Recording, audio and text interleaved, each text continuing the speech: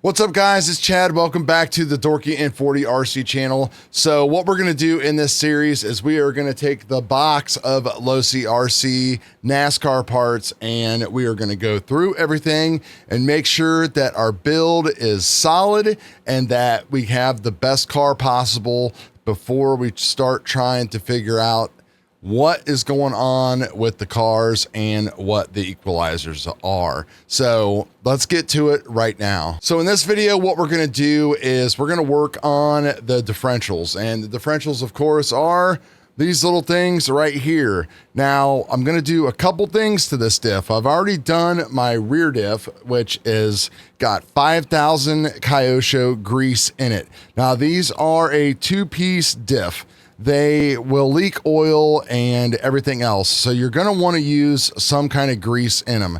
It's up to you what you want to do, but I am going to make the front and the rear diff the exact same. So that way I know what I can play around with. Typically for oval, we want as free as diff as possible. We want this thing to be really fast, but I felt around on a couple of the faster cars, including the unicorn car, and the rear diff definitely was stiffer than the front, but I'm just going to go ahead and start it out equal. Now, I think I've already changed the fluid and stuff in this and did some work because this diff here is very smooth. Your diff should have a little bit of resistance to it. It shouldn't be completely free if you're looking to do what I am trying to do with the grease thing, and it shouldn't have any notchiness about it.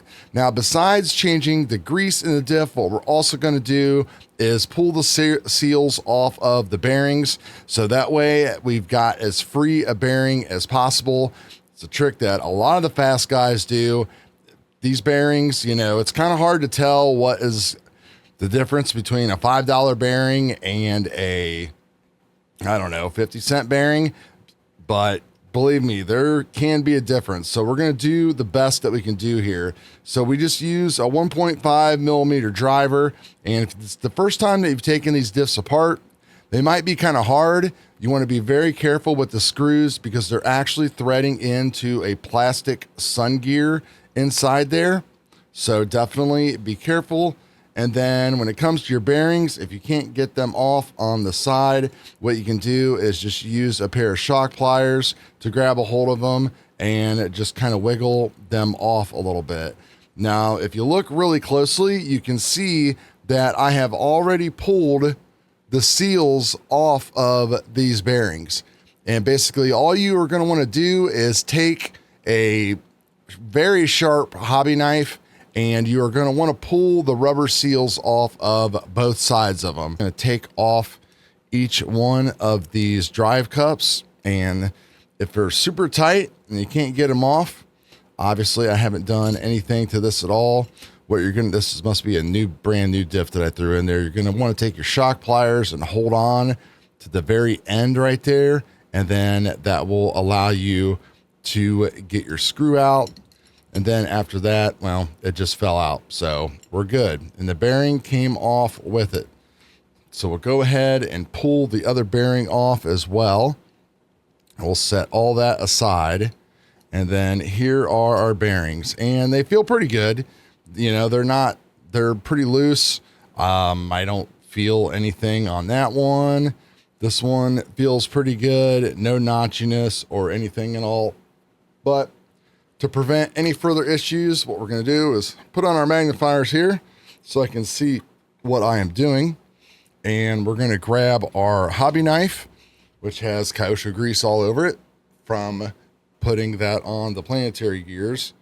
We're going to clean that off. And then we are going to basically take this hobby knife and jam it down in here underneath these seals. And if you have a very brand new sharp blade, this will be way easier. And you can just see that that one there just popped up. I have taken apart a couple of these bearings, and I have seen, not in this particular kit, but I've seen in other kits where the bearings don't even have balls inside of them, or they're missing balls.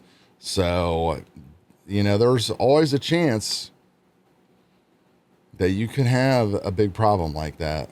And we pulled that one up. Some of these bearing seals are in there decently, so you might have to like pull up on one side of it and then go back and do the other. And you will notice immediately that they definitely spin a heck of a lot freer without any lubrication or anything at all. So while I'm servicing this diff, I'm just going to go ahead and drop some bearing lube in here. If you don't have bearing lube, you can, you know, use any kind, whatever. Some people also like to clean them and soak them and all that stuff beforehand, but I'm not going to put that much effort into it. I think this will be definitely good enough for our purposes here of trying to make this car perform a little bit better. So where is my diff? There it is right there. So same thing again. We'll see what's inside of this one right here. This might have been one that came from the factory. You don't need to take these screws all the way out because they're actually just threading into the bottom base. So that will save yourself some time and effort. And yeah, I mean, I don't see anything in there at all. So this must be one from the factory. So this is a good example of what we want to do. So we will just pull these things out with our tweezers, and we can grab a Q-tip and clean things up. Little tacky, not much stuff coming off of there. Really nothing on the sun gear or anything here at all. So now we're going to take our Kyosho grease that I was talking about. And they also make a 3000. Well, they make other stuff too, but you don't want to go any heavier. They make a 3000. So you could get a 3 and a 5000 and do this if you want to kind of do up one side more than the other. And you can just see what I'm doing here. I am literally just shoveling it in side of each one of the holes, and how much you put in is kind of up to you. You know, when you get into building gear diffs and stuff like that for more advanced cars, they actually will have you weigh the amount of stuff that you put inside of them, whether that be oil, grease. They really have the gear diff down to a science. So, you know, there's a lot of tuning and crazy stuff that you can get into when it gets into higher end cars. So now I'll just take each one of your planetary gears, make sure that each one has its spacer on it still, and you're probably going to have to move the little locating pins around to make sure that they fit in there correctly. That one actually fell out. I don't think I've ever had one fall out before. That means there was not a whole lot of stuff inside this one. And I still got my shim on the back there. And then we're going to give these a twirl, and you can see that each one is going to start to get covered in the grease, and they should all stay put and all of that good stuff. So I am happy with the way that's going. No need to put anywhere else. It's all going to get on the sun gear and everything else in there. We don't want this thing jam-packed. The grease will stay. If you put oil in there, you might want to put as much oil in as possible and just go ahead and let it leak out.